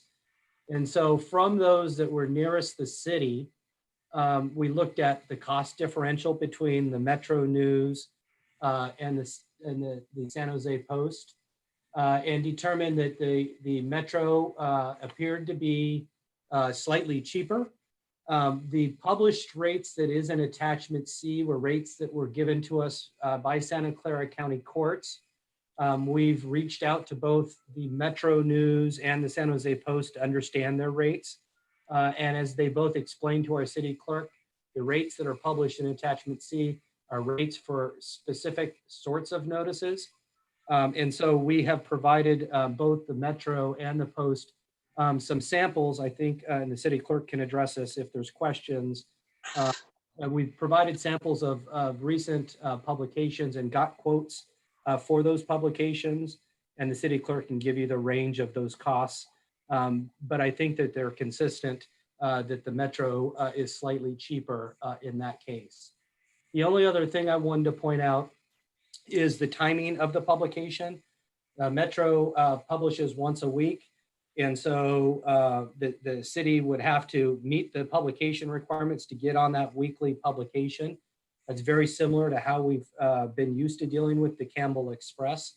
However, the benefit to the San Jose Post Record is that they do publish 5 days a week, and they have a 3-day deadline, not a 1-week deadline. So it would allow some flexibility in posting. However, staff didn't feel that was critical because, as I said, staff is already used to posting, publishing 1 week in advance with the Campbell Express. So it's staff's recommendation that the council consider the Metro. I believe the city clerk has also reached out to them and got figures on their circulation if the council's interested on the circulation. My understanding is the Metro does have a larger circulation in Campbell with Campbell residents than does the San Jose Post. But the clerk has those numbers. If the council's interested, she can provide those as well. With that, we are available for questions if the council has them. Okay, I see Rich raising his hand. Can you hear me all right? Yep. Oh, a little. So maybe you had just said that, but I remember we talked, not everything needs to go in the paper, right? Only certain Right. things. Okay, so this savings we're quoting here is, you said in public noticing, but saving the city approximately 20,000, yada, yada, is because we're not going to post everything, or just because they're cheaper? I think that's primarily based on them being cheaper. There could be additional cost savings if we do the publication in 3 public places. The question did come up from council members of whether or not this resolution should delineate where those 3 public places are. And I believe your city attorney can address that, but as my understanding leads me to believe that we're not required to publish those 3 places in a resolution. There's probably some public transparency and benefit to do that. So if that's the pleasure of the council, we can modify this resolution at a future date to add those, or come back with a separate resolution to list those 3 public places that we would post. I would think 2 of them are probably going to be pretty obvious with City Hall and the community center. So it's just probably the 3rd one. Library. Oh. Okay. Okay. And then Anne, do you have questions or questions first? I did have a question about the circulation of the metro. I can answer that for you. For the metro, their general circulation is about 2,500 normally. Currently, due to the pandemic and everything, it's dropped to about 1,200, but it does have a circulation of 2,500 versus the Post that is primarily online subscribers. Any more questions, Anne? No. Liz, do you have questions? Paul, actually, Paul's next. No, Councilman Waterman asked the question I was going to ask. Okay, Liz. So I've never heard of the San Jose Post record, so that was a concern to me. The Metro on the circulation, and I don't know if the acting city clerk has this information, there's a difference between circulation and subscription. Circulation is typically the number of newspapers they publish, and then they put them around in places like the library or City Hall. Were you able to get anything that actually identified subscriptions so we actually know where they're going? We did not look into that information for the Metro. Okay.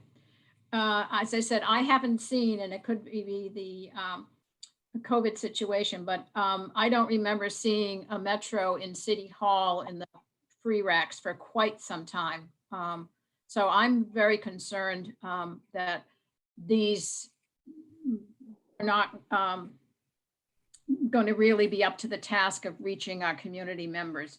So I understand we are where we are, but I'm not comfortable that we're going to end up here. The other thing is if I read the resolution correctly, if the Campbell Express gets bought and reactivated, we can also revert back to that. Or if we find that the Metro is not successful, we can switch to the Mercury News without having to change resolutions. That's correct, Brian? Yeah, if I can, I'll jump in on that. I don't know. There is some question as to whether we could go to the Mercury News, since the office is 1/10 of a mile further away, and we're supposed to go with the newspaper that is published nearest to the city, which the next one would be the Post Record if you go by the office location. So circulation has nothing to do with its ability to reach the public. I mean, one of the things about the Campbell Express always was that it had, like 5,000 or 6,000 circulation in Campbell. So we knew it was getting into Campbell, but or subscriptions, and then their circulation was 8,000 or 9,000. Those factors go into the adjudication of the newspaper. Once it is adjudicated, then we are bound to go with, if there is a newspaper in our jurisdiction, with the newspaper in our jurisdiction that has been adjudicated as a newspaper of general circulation. If there is not one in our jurisdiction, we are supposed to go with the newspaper published nearest to our jurisdiction that has been adjudicated as a newspaper of general circulation. And these are old laws from the sounds of it. There's not, Yes. is there nothing to speak to online newspaper or anything like that? There is nothing like that in the statutes currently. Okay.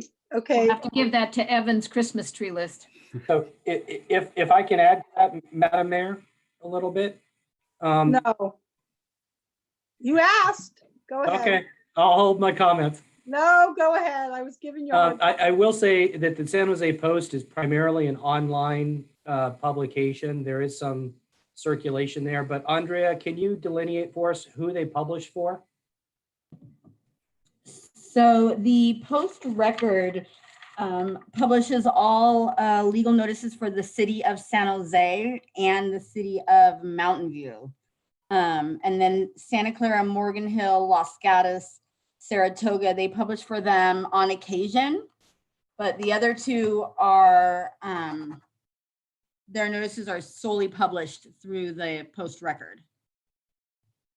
And I do know that if you're a new DBA, you have to post, the Post Record is one used a lot by new businesses for posting. It does tend to be more of a legal notification type publication than the Mercury News, which has editorials and articles. I think it's kind of unfortunate after 30 years that the Campbell Express is not publishing. It's really sad. That's a great dear to my heart publication. They've worked with us for so long. We've had the articles like the heritage houses, the tours, the what's performance wise, and it's unfortunate. So we have to do what we need to do. Rich, you're raising your hand. Yeah, I mean, I guess we're not looking at the other side. I mean, the reality with the Campbell Express, some people read it. I mean, you can't just talk circulation and who grabs it from the rack or something, but the amount of people that were reading it was so minuscule small. It's just reality of you get through the first page and it might say something happening in your neighborhood, but by the time you get to the back and it's talking about announcements, it's just, I mean, I can't recall even ever looking at it saying something. So we got to deal with reality. And to me, it's such a trivial, let's find the cheapest solution out there that passes a law and move forward. To mourn the death of these kind of local papers is just, I don't know. I know, but I had to put a plug in. They've been I know. around for 30 years. Come on, Rich. Yeah, the flip side is we're not looking at the other side is, I know not everybody has email and I know this and that, but you know, we should be building up our own electronic list of people that are interested in this info. And maybe it's only a couple thousand people out of a city of 40,000, but that's 22,000 people are very interested in hearing our info. And then the rest we just post where we need to post it. I understand we have to do it for certain stuff and let's do it, but let's not spend a lot of time or money trying to do Okay. something. All right. Do we have a motion? I have a comment to make. Anne, you have a comment? Yes. So the city manager mentioned that the resolution does not include the identification of 3 public sites where we could be posting when the statute allows for that. And I know that the statute doesn't require that to be in the resolution, but I would ask for the council's consideration that we do identify 3 public sites where we will be posting in the event we are able to do that, so that there is full transparency.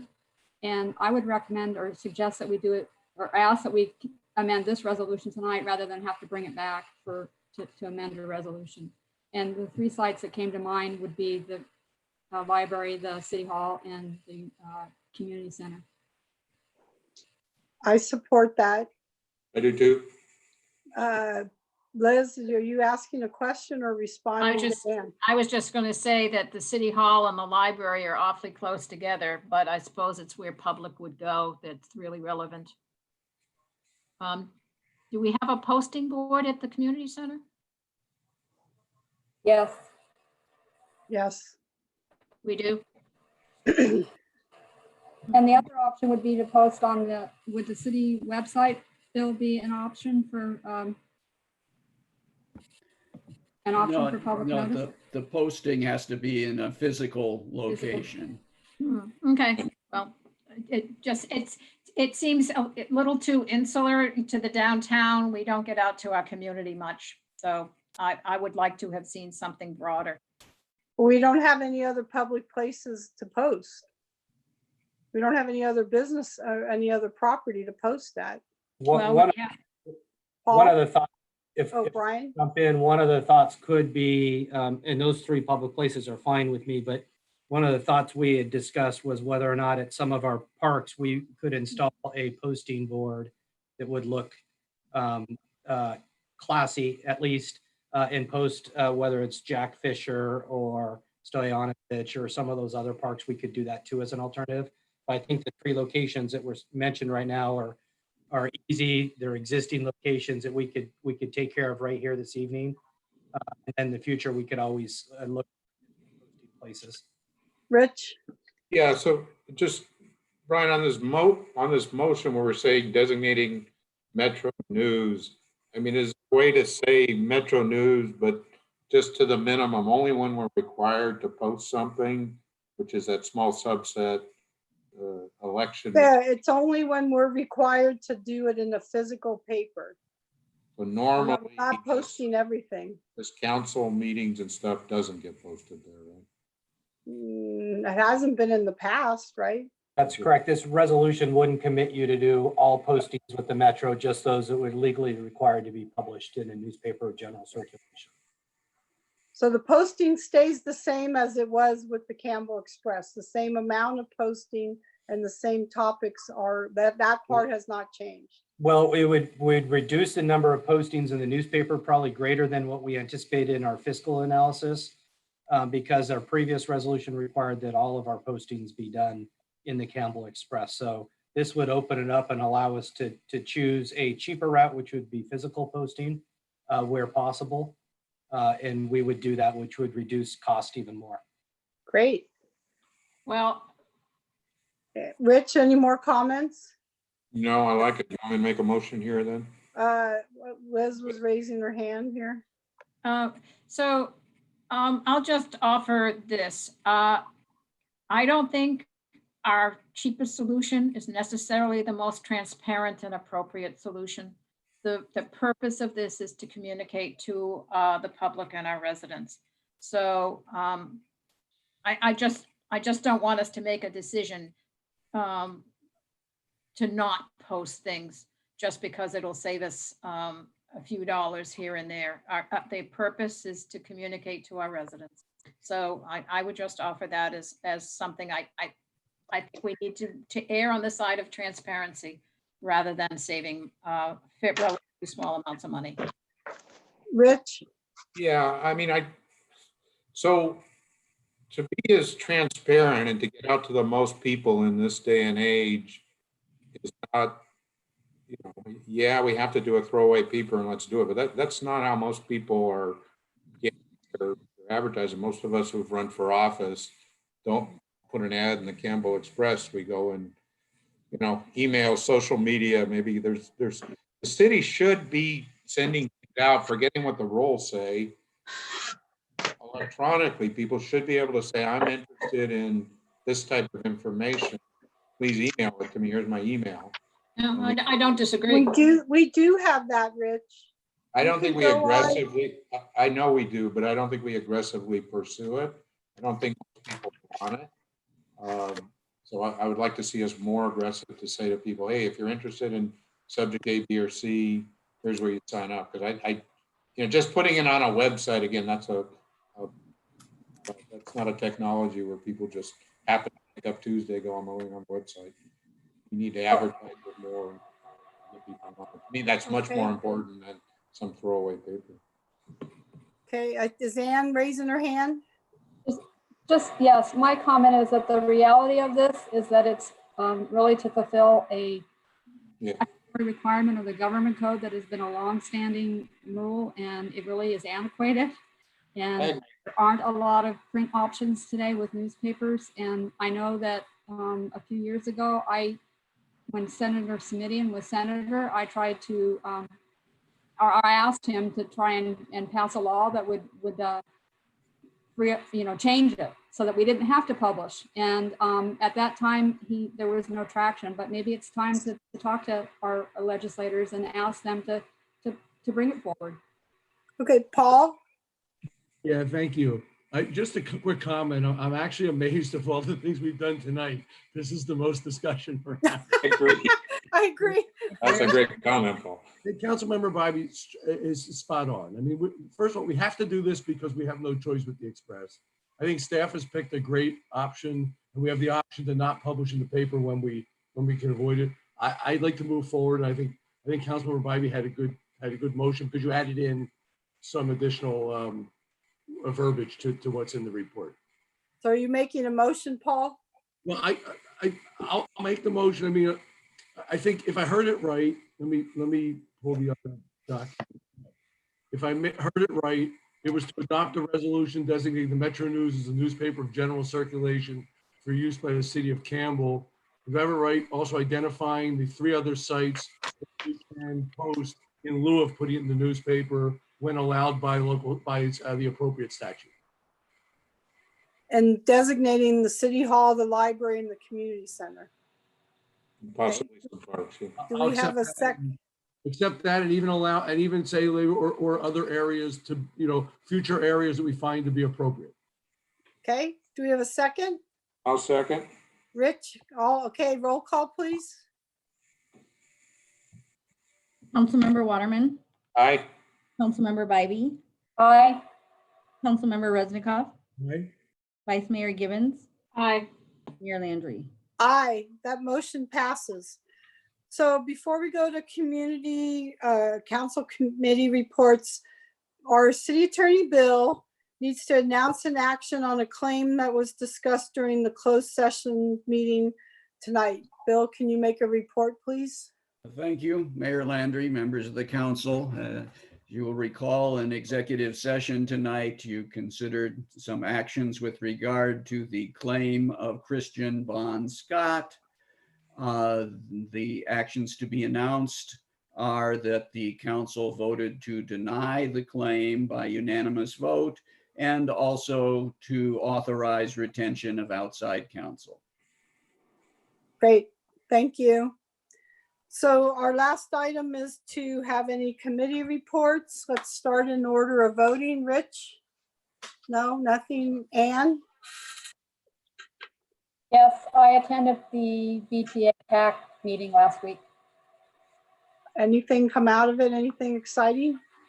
No, it was actually a lot of doom and gloom with their budget situation and their lack of fares and budgetary situation right now. Is the opening the BART still on schedule? That we didn't really get into the BART. It's not really VTA. Just kidding. All right. They did it today. Paul? Yeah, I do actually. So busy 2 weeks. I chaired meetings at West Valley Clean Water, JPA, West Valley Solid Waste, JPA, and West Valley Sanitation District. I get back to solid waste in a second, also Cities Association. So it was that period where they all came together. Just a heads up that it is likely we have a special meeting coming up on solid waste. It is likely that rates are going to increase somewhat significantly, about $4 a month. And let me explain why. I mean, this is a real dilemma. We have 2 things hitting us at the same time. One of them is SB 1383, which calls for a 50% reduction in organic waste by 2022, I think it is. Todd, if I missed that, if he's still there. And that is versus 2014 levels. So that's going to require a lot of enforcement, a lot of education to the public. And the way it's set up, if the city doesn't implement it properly and put in motion the steps to get the businesses in particular to comply, the city is the one who gets fined. And if the city gets fined, it's likely that the rates that we get for the penalty we get fined is going to exceed the amount that we're raising by the rate increase. It's not a good idea not to comply. So that's the minor part of it. The bigger part is, we've talked about this before, the entire recycling world has turned upside down in the last 2 years. So to put it in this most succinct way, it used to be that the collection company, West Valley Collection, would sort the recycling and sell it to the recycler for $40 a ton. They now have to pay the recycler to take it. Minimum cost $40 a ton. It's flipped. And the reason it's flipped is we used to send all this stuff to China, and China took it all. And then China got real strict on what they would take in their contamination levels. So we moved it all to Malaysia, India, and stuff like that, and then they got strict. So now what happens is nobody wants it. So the recyclers who were shipping it overseas were actually losing money in buying it. So now they get paid to get rid of it, with the fear that if their recycling is contaminated and gets rejected, they pay ship to take it out, and then they have to pay to bring it back. So the only thing we can do to take that would be West Valley Recycling or any collector goes to the state and says they need an emergency allowance to go to landfill instead of recycling. They just can't recycle anymore. That would mean that all our recycling went to the landfill, which would then probably get us an increase from the landfill, and it also cause more trucks. So it's just a nasty scenario where what used to be a revenue generator for the collectors is now a major cost. And we have no choice other than not recycling to then find that money. So it's a nasty increase. We've been looking at this for over a year. There's probably no way around it. And lastly, our JPA is Campbell, Los Gatos, Montserrano, and Saratoga. We're all going to take that hit. And Wow. Alternatives are terrible and not even legal. So just a heads up, this will probably go into effect with the July fiscal year. And I do know, I was going to report on the same bill, the 1383. The county has finalized all comments. The comment period is closed, I think, as of today. So it looks like it's going forward as it's been written. And the enforcement, we're on the hook for the enforcement on that.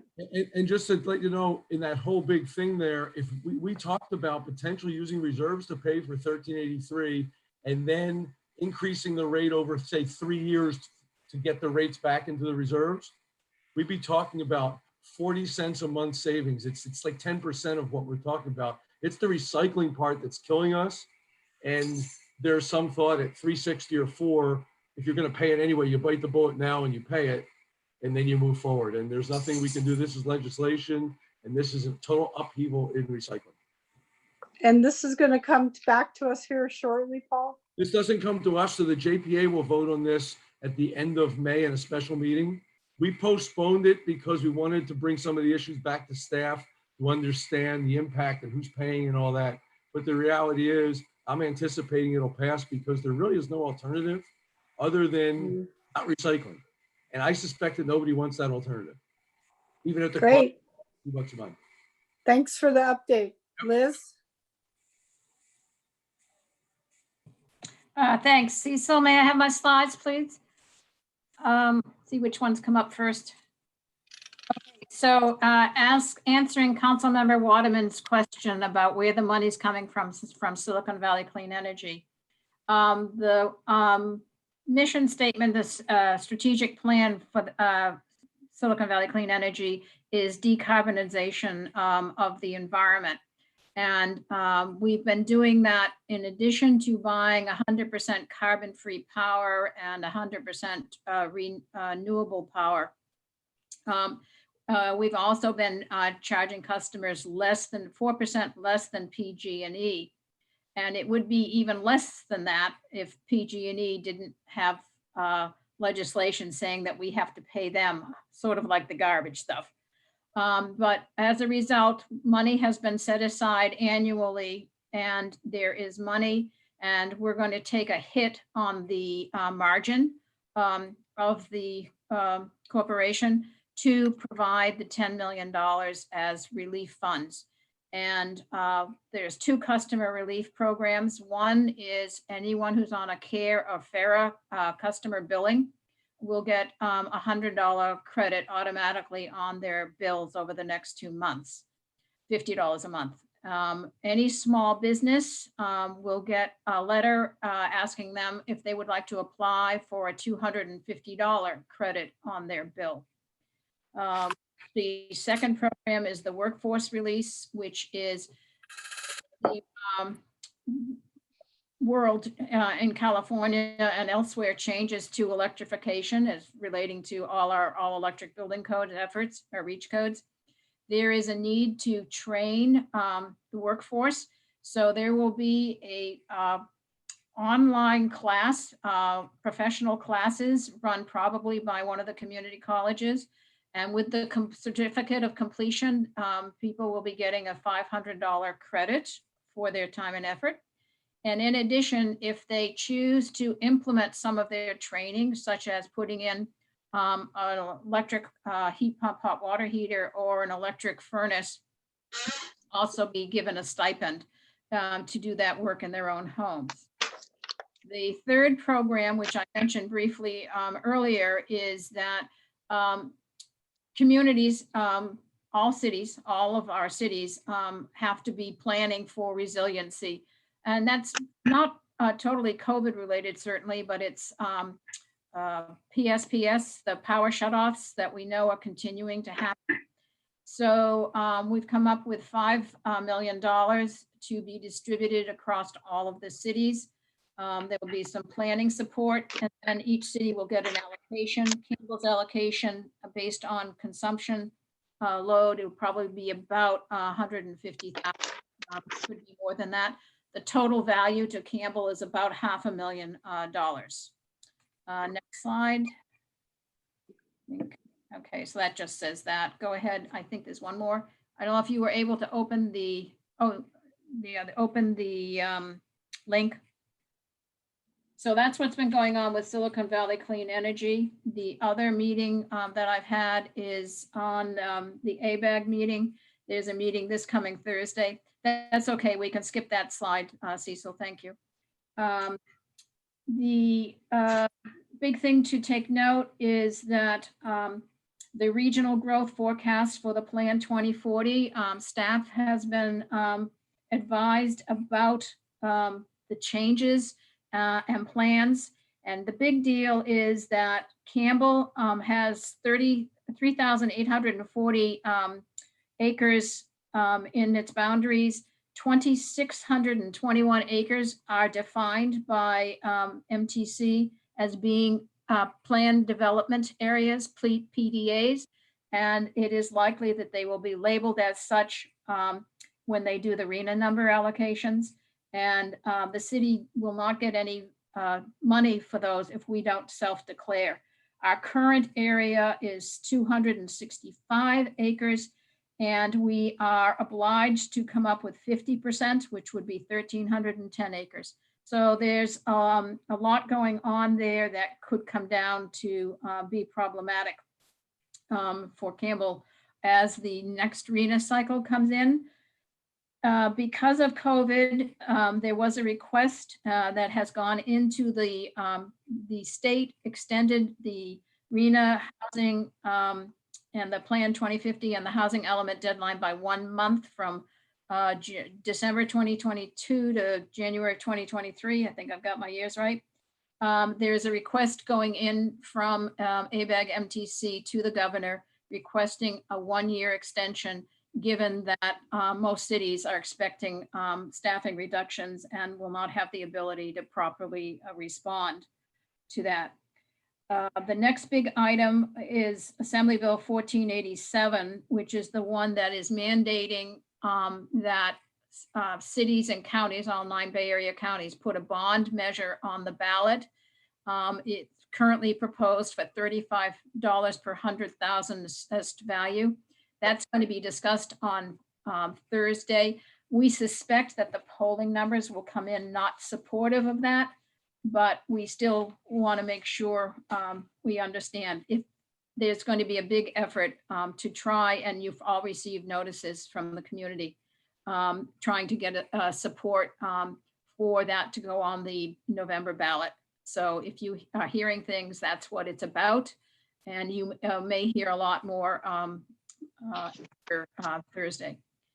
And the last thing I wanted to mention was requesting a legislative subcommittee meeting. Okay, you guys can set that meeting up. We just need to do the noticing. Okay.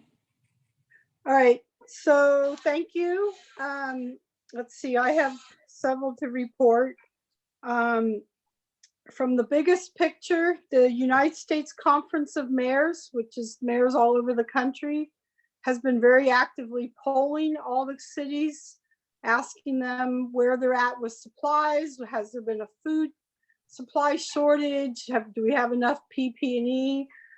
They've also been really trying to focus on this next bill coming out of the government about funding for local cities.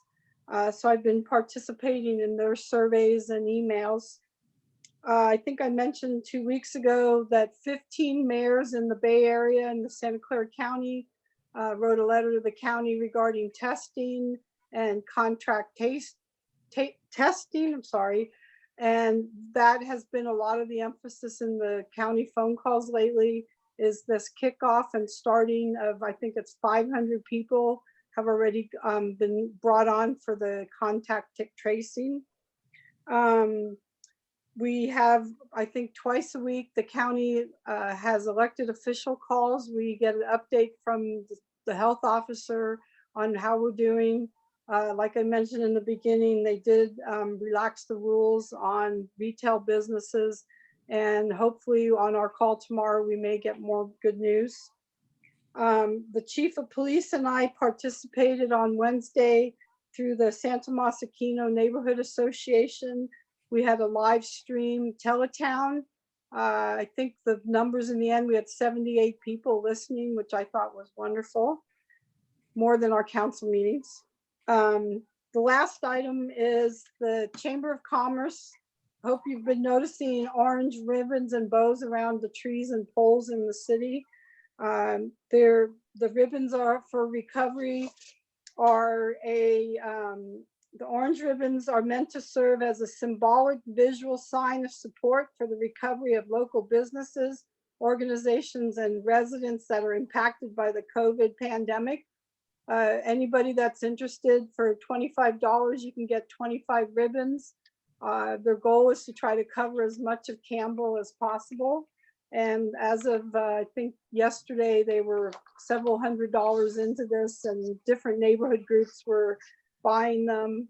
I've been out passing out ribbons and bows. So it's a good visual sign that we are on a road to recovery. And as a reminder to everybody that we are, as a community, working together. So if nothing else, we'll adjourn this meeting. Let's see, where's my little gavel here? Thank you all. Good night. Night. Good night, all. Night all.